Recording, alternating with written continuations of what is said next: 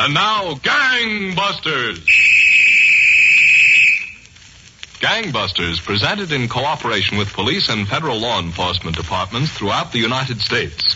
The only national program that brings you authentic police case histories.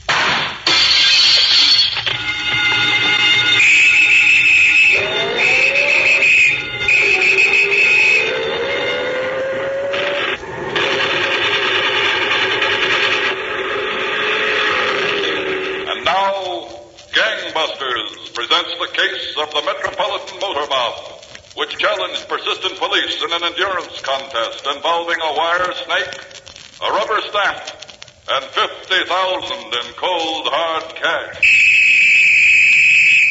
Tonight, Gangbusters has asked the Honorable John J. Sullivan, former Deputy Commissioner and Chief of Detectives of the Police Department of the City of New York, to narrate the case of the Metropolitan motor mob. Commissioner Sullivan. Thank you, and good evening, Gangbusters listeners. I'd like to begin tonight's case in the Williamsburg section of Brooklyn. Early one evening, just about a year ago, in a small, unkempt neighborhood candy and stationery store, an attractive but overpainted blonde sat at a tiny fountain, drinking a soda and reading a magazine. A few steps away, the proprietor stood counting some of the small change, which made up a good part of the store's receipts. 40. George. What? You made the soda too sweet. Will you put in a little Vichy? 35. Put it in yourself. I'm busy. I don't know the Vichy from the plain water. $4. For crying out loud, I'm trying to count up some money. Nickels and dimes. 10 years you got a candy store. You don't know how to make a soda yet. Hey, try that. And leave me alone. George. What? Why don't we sell a joint? There's a lot of other things we could be doing nights, you know. Listen, Belle, it's always a good policy to have a nice little business to fall back on. Yeah, but a lousy candy... Hi, Belle. Hi. How you doing? Hiya, George. Call your mother, Cookie. She's at your Aunt Carrie's. Oh, is that so? When did she phone? About an hour ago. George, give me 2 nickels, will you? Listen, your old lady can wait a minute. What'd you do with the car? What do you think I did with it? I parked it around the corner. You want to get it stolen? Well, how's somebody going to steal it? Just like you did. Nobody can steal it. I took the jumper off the ignition. Well, get it in the garage. You ought to know better than let a hot car lay on the street. Some cop's liable to trip over it. All right, give me a chance. Give him a chance. It takes him 3 hours to go out to Bensonhurst and lift the car and bring it back here. He wants me to give him a chance.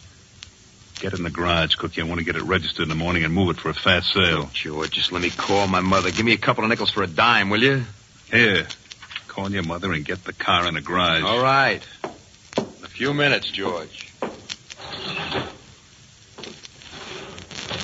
What's with his mother all the time, anyway? Oh, it's psycho, whatever they call it. It's got something to do with Freud. What's Cookie and his mother got to do with anybody like Freud? I read it once in the paper, the Mirror, on Sunday morning, a big article in the magazine section. You think a guy who was long past the 30 mark and has already had 1 or 2 bits in Sing Sing behind him could send his old lady a buck or two once in a while and forget about it? Well, according to Freud, you get attached to something. It's a proven fact.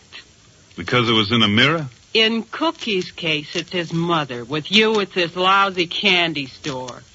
You're a big-time operator in hot cars. You got to set up with forged registrations and special keys and a whole crew of guys. The money's pouring in from all sides. So what's that prove? It proves you got no business spending 12, 15 hours a day in a joint like this.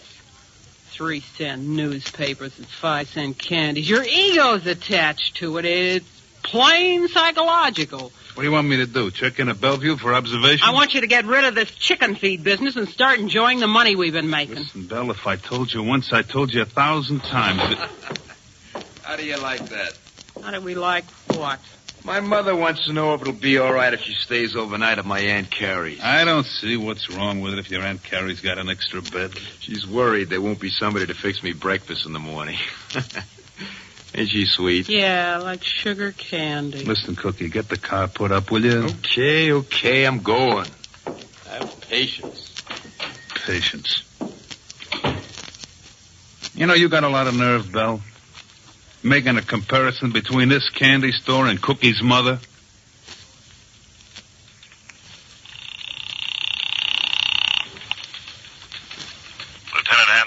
Adler, Lieutenant. Sergeant Ryan is out here with one Happy Harry Harris. Is that the used car dealer? Yeah, that's right, Lieutenant. All right. Tell Ryan to bring him in. Yeah. Lieutenant says step right in. Okay, Happy, in there. I want the lieutenant to meet one of the prize chumps of our day and age.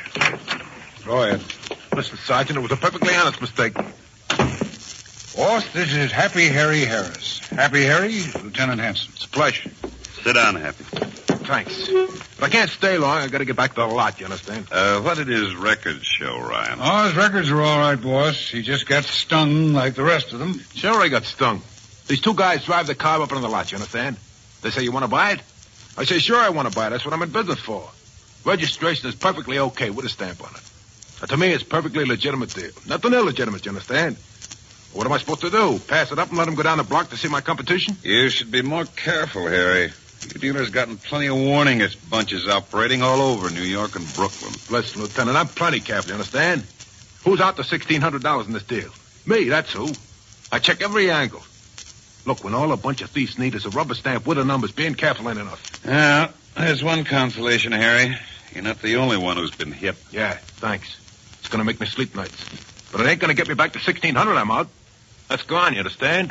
What did you remember about this pair, Ryan? Not much, Lieutenant. Just while they were making out the papers, the little one asked to use the telephone. Who'd he call, Happy? The guy, you mean? Yeah.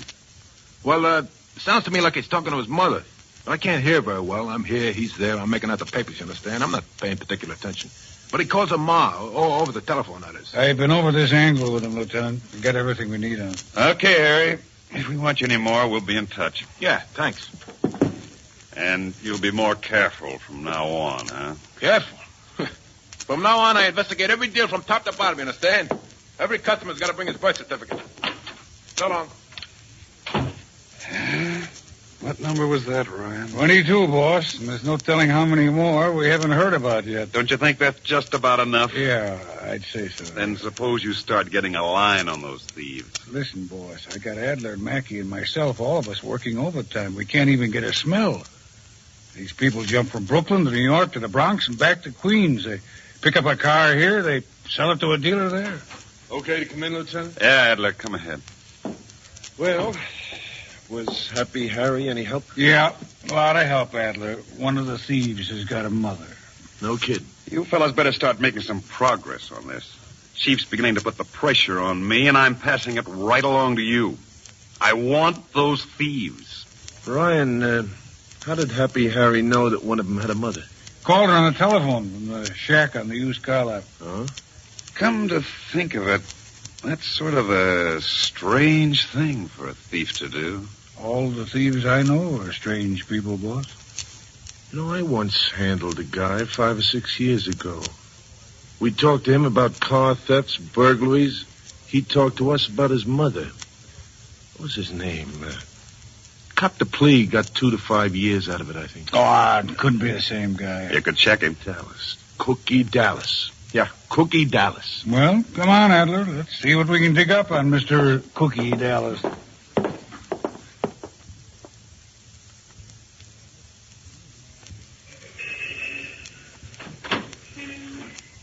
Hey, what are you doing with my car? Oh, me? Yeah, you. What are you doing? Now, look, pal, don't get excited. I was just admiring. I know what you're up to. I'm going to call the police. No, you're not. Oh. What do you think I was doing? Hey, what's going on there? Holy. Halt, police officer! Halt, you!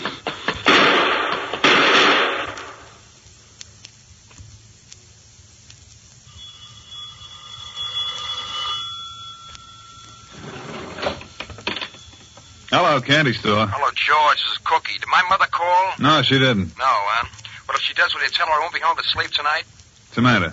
Listen, George, I had a little trouble. What kind of trouble? Well, I was working on a brand new Roadmaster seat net, like off the floor. So? So the owner walks up out of the dark. I had to bounce him one on the head. Then a cop walks around the corner. Did you get away okay? Well, I ain't talking for no police station. You know, he shot at me a couple of times. Lucky it was dark enough, I ducked down the subway station. All right, now listen, we're laying off for a while. Get in touch with the boys. All of you stay away from here and stay away from the garage till I give the word. Well, George. It ain't necessary. Nobody could identify me. It was too dark. I said we're laying off for a while. Now go on home to Mom. I'll call you when I want you.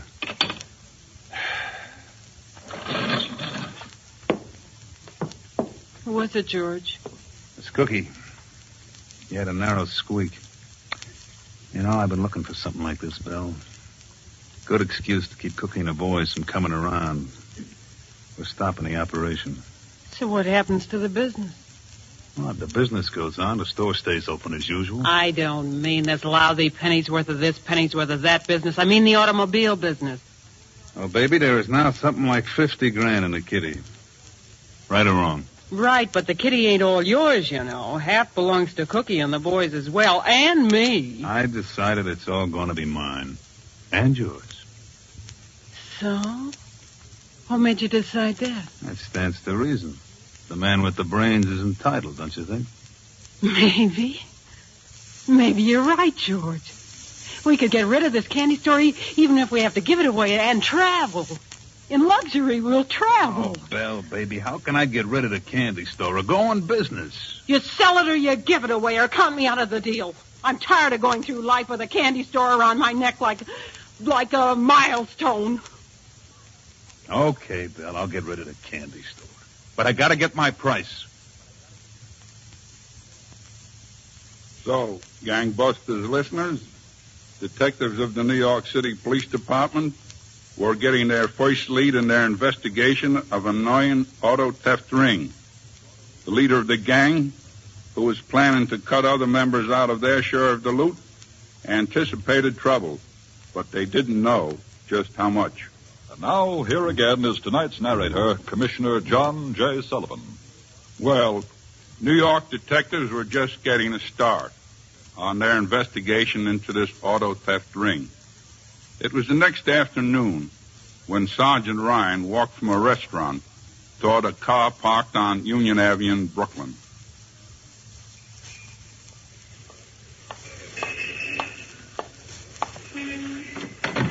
Cookie's coming out, Lieutenant.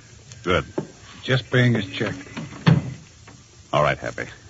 I'll point out this man when he passes. His name's Cookie Dallas. He's an ex-convict with a record for auto theft. We think he may also be the one at whom a patrolman fired 2 shots last night. We don't know. I want you to take a good look at him and tell me if he's one of the men. The one that used the phone. Yeah, Lieutenant. I'll take a look. But I don't have much recollection for the guy, you understand? The other one does all the transacting. The little one is just along for the ride. Here he comes, boss. Look him over, Happy. That one. Yeah, you bet. I'm looking. Well? When he gets a little closer, my eyes ain't so good, you understand? I need glasses, but I kind of feel it crimp my personality, you know what I mean? He's plenty close now. Yeah. Is he the guy? He looks familiar, that much I'll say. But is he the guy? Well, I can't say definitely one way or the other, but he looks familiar, you understand? Like I know him from someplace. That's not enough, Happy. There goes Adler and Mackey right behind him. And keep him there. Yeah. Oh, yeah, I wish we'd picked up his trail last night. We might have had him already. I'm sorry, Lieutenant, but if I could identify him, I would. You know me. But the little guy I don't pay much attention to, you understand? But I know I recognize the other guy. Okay, Happy. If Cookie's one of them, sooner or later he'll lead us to the man you can recognize.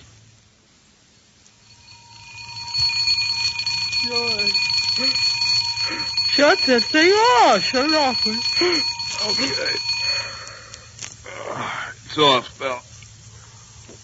6 o'clock. Well, 6 o'clock on a Sunday morning. I gotta get the store. Customers will be down wanting the Sunday papers. Let them get them elsewhere. Who cares? Ah, Belle, honey, I'm sorry. It ain't in my heart to sell the store. Yeah, well, it's in my heart. Like you said, it must be psychology, the same as Cookie's mother. A man with brains enough to work out a perfect racket stealing cars don't have to peddle newspapers at 6 o'clock Sunday morning. I'm sorry, Belle. I can't sell the store. If I gotta give up the car stealing racket and keep the store, I'll give up the racket. And what if you gotta give up your wife? Oh, now, Belle, don't force me to make such a choice. Oh, look at him. The big martyr standing there expecting somebody to shed tears for him. Belle, I can't. And if you stick around the store, how long do you think it'll be before Cookie and the others will want their dough? How long can you stall? I'll think of something to tell them. Okay, George. You keep the store. Oh, honey, baby, I'm glad you can see it my way. I can't see it your way, George. I just got plans of my own, and they don't include any candy store with newspapers at 6 o'clock Sunday morning.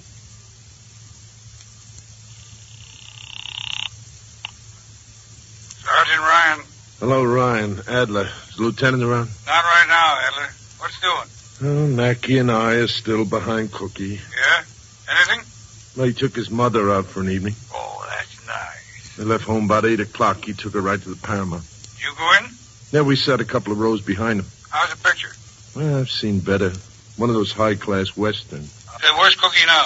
He's buying his mama an ice cream soda. Well, what flavor? Listen, Ryan, how about talking to the lieutenant? I think we ought to give up on Cookie. Been with him since last Thursday, and all we've seen is his mother. Your idea, Adler. I regret opening my mouth. The boss says stick with Cookie, so you stick with him. Maybe his mother will steal a car.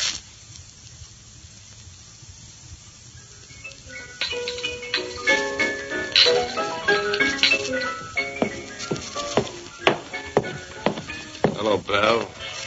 Hope we ain't too late. Oh, don't let it bother you, Cookie. There's nothing I like better than waiting in a saloon all alone. Sam. Yeah, thanks. What do you want to drink? Oh, no, not a thing, Belle. I just finished an ice cream soda not a half hour ago. What flavor? Strawberry. And you keep me waiting because of an ice cream soda. Well, it wasn't the ice cream soda. It was a long picture. Can't expect somebody to take his mother out without buying an ice cream soda or something after, can you? No, Cookie. I guess you can't. Well, what's the deal? George ready to start operating again? It's about time. No, George ain't ready. Well, listen, what's the matter? I don't see it getting so hot with cops. We got a good thing. We got to milk it. Boys are getting impatient. Not to mention me. George says no. All right, George says no. What about the dough I got coming? What's holding that up? I could use it. Listen, Cookie. If George is so stubborn, we could start right up operating again without George. Well, sure we could. Without George? Yeah. You get the boys to lift the cars. I'll take care of making up the registrations and the license plates. Now, wait a minute, Belle. I know how it's done. I've seen him do every one of them. There's no trick to it. Yeah, but George ain't going to be very happy. Oh, he'll be happy enough with his candy store. You want dough, don't you, Cookie? If George would give me what I got coming, I'd be okay. He won't give you what you got coming. Who says he won't? I do. Well, that ain't no way to do. He won't give it to you unless you and the rest of the boys get together and get tough. Awful tough. Whose side are you on, anyway? I've had enough of George and that lousy candy store. I want to live, Cookie. Yeah? Oh, he dreams in nickels and dimes. Well? Give me some time to think it over. I'm anxious to get started. Start thinking right now. Yeah, I'm thinking.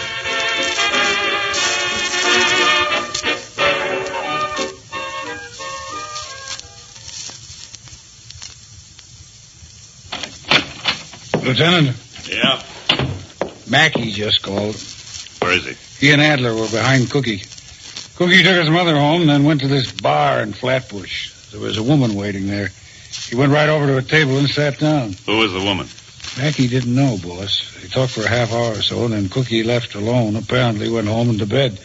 Mackie followed him there, and Adler stayed in the bar with intentions of following the woman. But then... Stay here, Ryan. All right, sir. Lieutenant Hanson. Hello, Lieutenant Adler. Yes, Adler. Did Mackie call in? Yes, we know all about the woman. Who is she? Well, she left the bar right after Cookie did. She took a cab, went right to this apartment house on the bay. She used a key on the street door, went upstairs on the self-service elevator. Stopped on the 4th floor, and that's where she apparently got out. Any idea who she is? Yeah, I think so. I woke the superintendent, and he said the only woman of that description living on the 4th floor is a Mrs. George Rossi. Husband operates a small candy store in Williamsburg. All right, Adler. Go on home and get some sleep. We'll start checking up on this couple in the meantime.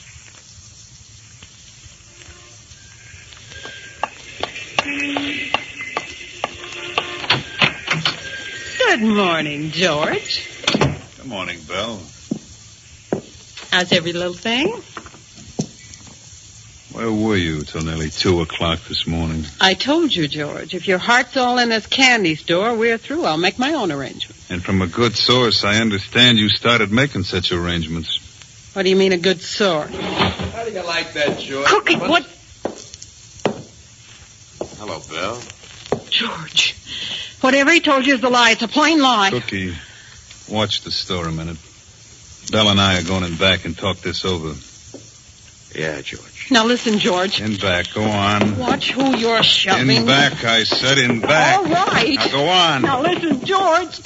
Who are you going to believe, me or a party like Cookie? You should have known Cookie would come running back to me. I George, would have you gotten can't- away with it. Now I got to give the boys the money. I got to start operating all over again. Yeah, but that's good, George. All because you're too high class for a candy store, huh? Well, see if this is too high class for you. I'll show you too high class, huh? Too high class. Now sit down here. Sit down and think it over. From now on, maybe you'll act like a good wife should. A good wife should stay out of her husband's business affairs. Now, Cookie, I think everything is now straightened out. Yeah, well, let's hope so, George. One of the boys and me get our money. Tonight, Cookie. And tonight we start operating again. I'm now convinced the cops got no line from your little incident. Good, I'm glad to hear it. Like I said, Cookie, sometimes women get like that. She's what's called a psychological liar. She can't help it, you know. Makes up these stories out of thin air. I read about such a case in the Sunday Mirror. Big article in a magazine section.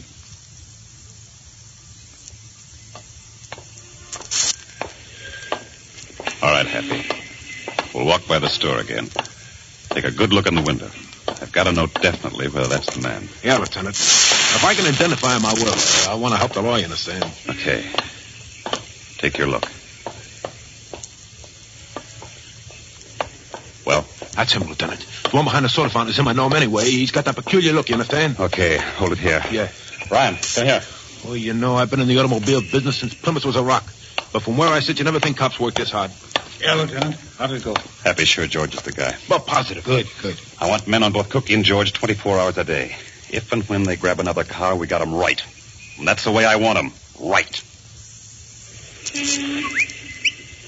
George. How's it look, Cookie? It's a new Cadillac sedan. Doors and windows? They're locked. That won't be no trouble. Where's the owner? I'm in that bar for a drink. We got time? Well, can he have his drink in 20 seconds?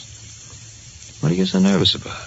Well, it's a long time since I worked on the streets. Well, so what? You never forget. All right, let's go. Lean on the no-draft ventilator, and I'll slip the loop through. Okay, I know. All right, lean on it. Yeah. That's it. That's it. How you doing? Hold it. Hurry it up, will you? There she is. All right, get it. You see? I'm an expert. How are you on the ignition? Now, just let me handle it, George. Don't get nervous. All right, then handle it. You know, George, I'm surprised at you. Considering you taught me this business. Just goes to show you how rusty you can get. Cut out the conversation, will you? There it is. All right, get going. Oh, what a sweet motor. Yeah. You know, George, someday I'm going to lift one of these caddies for my own personal use. Yeah, looks like we're okay. There's nothing to worry about, George. It was like lightning. Yeah. I guess I was just a little upset about Belle. Who'd ever think a wife of 7 years standing would suddenly lose her head like that? You know, for a while I believed her. Ah, Cookie, I wouldn't do a thing like that, not me. Yeah, and then I got to thinking. George wouldn't do a thing like that. Don't waste any time. Get this thing into the garage. Yeah, I want to get home. I promised my mother I'd hang some pictures. You know, I got a mother that just... Cookie. They're right in back of us. Gun it. We can leave him in this boat. Coming up on us. Drive. It's down to the floor now. Take the corner. Hold on. Watch it. I can't hold it. Cookie!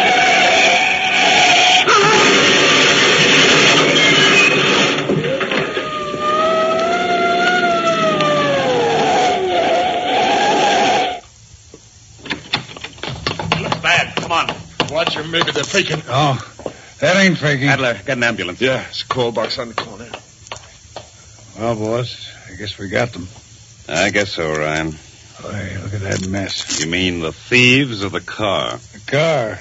The thieves can be patched up. Yeah. And they'll have a long time to mend. Well, gangbusters listeners, these car thieves were taken to the hospital and eventually recovered from their injuries. The whole gang was arrested, tried, and convicted. Its principal members are now serving their terms in Sing Sing. Thank you, Commissioner John J. Sullivan, for this most interesting case history. And congratulations to all the New York detectives who participated in this difficult investigation.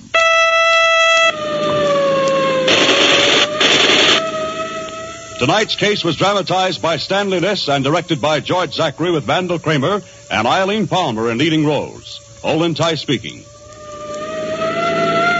Gangbusters is a Phillips H. Lord production.